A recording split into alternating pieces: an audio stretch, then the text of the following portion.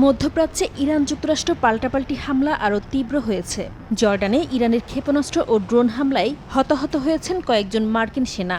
শনিবার বিষয়টি নিশ্চিত করে মার্কিন সেন্ট্রাল কমান্ড সেন্টকম। এ ঘটনাকে অত্যন্ত দুঃখজনক উল্লেখ করে ইরানকে কখনোই পারমাণবিক অস্ত্রের অধিকারী হতে দেয়া হবে না বলে কঠোর বার্তা দেন মার্কিন প্রেসিডেন্ট ডোনাল্ড ট্রাম্প।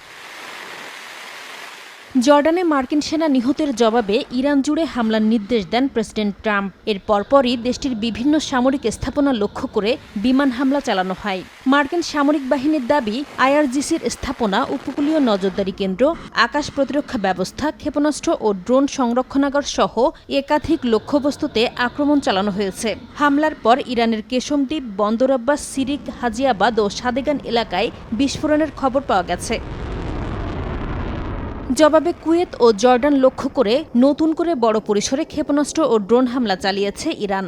এতে কুয়েতের একটি পানি বিশুদ্ধকরণ কেন্দ্র ও তেল স্থাপনা ক্ষতিগ্রস্ত হয়। হামলার আশঙ্কায় সাময়িকভাবে বন্ধ রাখা হয় কুয়েত আন্তর্জাতিক বিমানবন্দরের কার্যক্রম।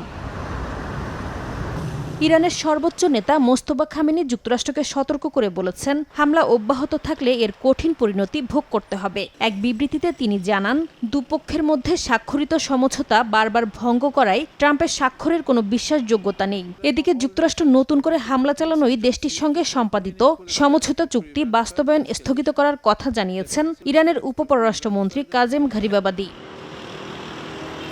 নাসরিন রুমি, সময় সংবাদ।